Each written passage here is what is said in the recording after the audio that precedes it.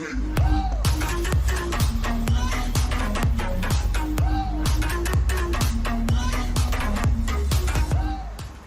cams and stop the elastic slingshot from just ruining the day every time BBQ tries to set up for a siege. Because yes, Ori and Varus can be very... To the machine, it certainly is the BBQ Olivers, and we are now on to Summoner's Rift for game number 1, SK Telecom against the BBQ Olivers for our final match of the night. And of course, the final match of this round of 8 as well. Top great, mid lane okay, but it's better in the early game. Bot lane can be abused if you take a bad trade, and the fact that Varus has such long range on his harass. But all this is being discussed so heavily because if SKT could have 3 winning pressure lanes, it means that Zac will get a free farming phase, and then Zac will do the heavy work later, while the team comp from SKT can fight well on one item as well. So you bridge yourself very well if things go to 19. In this game, Malice evolved claws, so he's definitely going to have some nice pressures. Here's Baker. Yep, right behind as well as 4 members on the bottom side of the map. This should be the double kill as first blood goes to Teddy. The second does as well, and he's on a roll yet again. Make that 13 kills without dying so far in the KeSPA Cup. And those boots were made for minions into the turret. It's an 18 CS lead out of nowhere. And 5 minutes 22 into this series, it was 1 hour deathless for Teddy in the KeSPA Cup. How long will that extend is the question we have to ask. He already has a 500 gold bounty, and there's another gank. The kidnap comes in. See you later, Wind. This should be the 3rd kill for Teddy.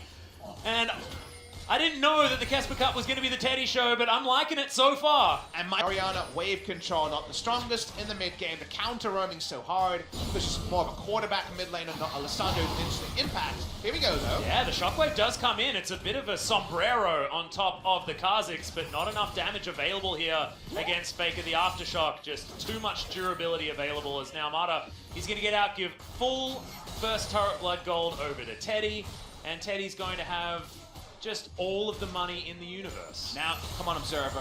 Do what we want with the turrets and get all the turret checkpoints. And yet, it may be redefined by the Dream Team, as now Teddy has another 460 gold. Great. Yeah, and still has a 50 CS advantage. 3-0-0. As far as entering a lane is concerned, I feel like Wind is probably in one of the worst positions possible when it comes to facing up against a Joy lane, and he's dead again. I think that's just a sign that things are going very poorly. There was just no time flies by Coma. If I channel it in the river, I'm going to channel it next to my turret. Thinking that, and he is going to do so. Teddy comes in, picks up the last couple of minions. They'll get rid of this minion wave as well as the charge is set up. Pre-14-minute 3 turrets? Good God. Well, I mean, Shelly's here whacking away at this one. We've only got 2 more of the turret plates to come in. And it's 13 minutes on the dot. Yeah. I think they'll take a dragon as well. Yeah. Is there anything that BBQ can possibly do? I don't think so. We saw a best of 3. SKT saw an all-you-can-eat buffet, apparently, and they take everything on the map. This is, Sand, please. And, you put Coma together with Marta. You put a turret down, Engage is going to come down. The kidnap is going to be all she wrote for Zeus. Nowhere that he can go. Chains of Corruption not corrupting anything on the side of SKT. The flash in from Marta gets the double knock up, and look at the damage availability from SKT. He's not even going to go down as the hula hoop to celebrate there from Autumn. That is not what you want to see, but understandable from a BBQ that is just in shambles. And it was 4v5 as well. Why would Urgot join? He's too busy playing for his own lane. Is Khan. They continue to push up the mid lane here. You look for anything to salvage this game for BBQ, and there's nothing, Atlas. This Clute's going to find himself control ward. We're going to bring it back here as the control ward line for SKT is continuing to look absolutely beautiful. 17 minutes in, perfect game complete control on everything. It's also the unexpected perfect game of they even got all the turret checkpoints. They got all the turret checkpoints, both the Rift Herald and the Dragon at the same time. And they might even win before 25 minutes. It does feel like you're being, you know when you feel like you've watched the perfect movie and then a movie beats that? This is like the ultra perfect game. Is a possibility, is something that is so rare. You know, some people object to how we use Flame Horizon for 100 CS advantage when it used to be 100 CS in the laning phase, but the game changed, and so the term changed with it. Does this become the new perfect game or a perfecter game, or do we have to find a new adjective We don't know yet. They haven't won it. They haven't gone deathless as an entire team, but they're on course. It's just BBQ just missed out on Christmas dinner, and SKT have had 3 or 4 helpings already. Yeah. I guess BBQ Olivers may serve turkey as well, and SKT really wanted some and paid for the premium because they seem to be getting their money's worth here against BBQ in this game 1. Oh man, and to be Hokong as well on the top side as this Poppy, who's pretty much been fine, you know, just been farming it out, things are okay as the turret in the mid lane, the inhibitor turret, double knock-up, double kidnap from Clid, as 4 members of SKT under the turret will deliver Teddy another kill.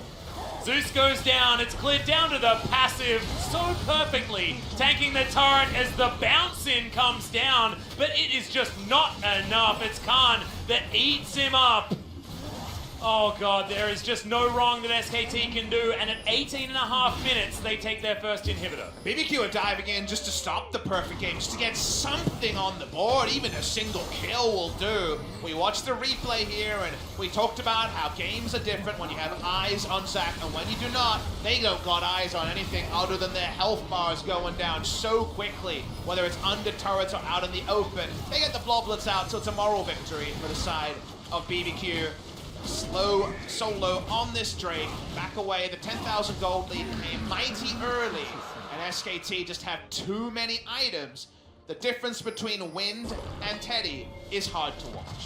And it's always been, you look at the 20-minute mark, and I feel like it's evolved constantly over time, and 10,000 gold was always the insurmountable point. I feel like it's even worse than that now. In this current meta, if it's 10,000 gold lead at 20 minutes, there's almost absolutely no way you can possibly win. And SKT were at that at about 17.5. And the reason why that kind of makes sense, Atlas, is that there's so much gold in the game, it feels like everyone's getting a participation award. Oh, yeah, exactly. You let your mid laner room? Don't worry, mate, here's 160 gold for a checkpoint. No, they actually got everything, and got a lead.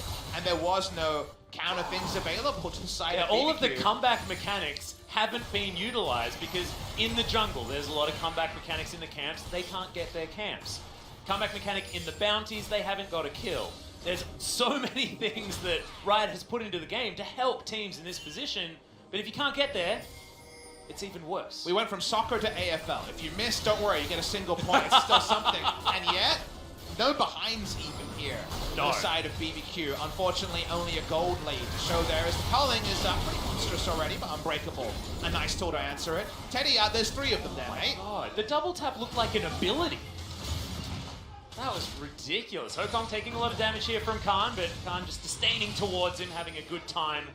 Does have himself that shield available as well. Now, you can see SKT can set themselves up in any brush that they would like, and choose to come forward and kill absolutely anyone on the side of BBQ.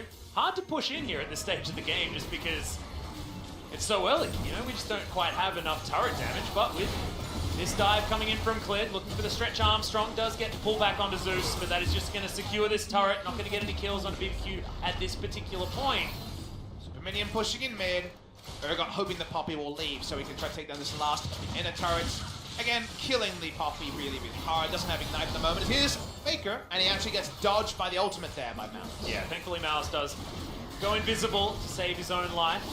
Not wanting to fall down yet again as Clid flashing forward, gets another double kidnap here into the backline, right on top of the grand entrance. It's another hula hoop in celebration there from Autumn as the inhibitor is going to go down the second, and now SKT looking for the game. 10-0, 12,000 gold lead, 7 turrets to none, 2 dragons to nothing. It's taken everything from BBQ, and they're looking to finish the game right now. Pre-22 minutes, Faker dives forward. That's the fear beyond death. The fear to come in as well at the end. Hokong goes down. It's Clid turning golden as a puddle underneath this turret as Malice jumps forward. Can't get any of the kills. And the Nexus to fall down. Perfect game from SK Telecom T1 in the KeSPA Cup in their second match. But somehow perfect game doesn't do it justice. They're the dream team. The this perfectest is the dream game possible. I think it's the dream game, Atlas, from the dream team. This is some Harlem Globetrotter stuff coming through from SKT T1. Most people will know that reference. That was, of course, putting together those mega powers in order to take down all comers.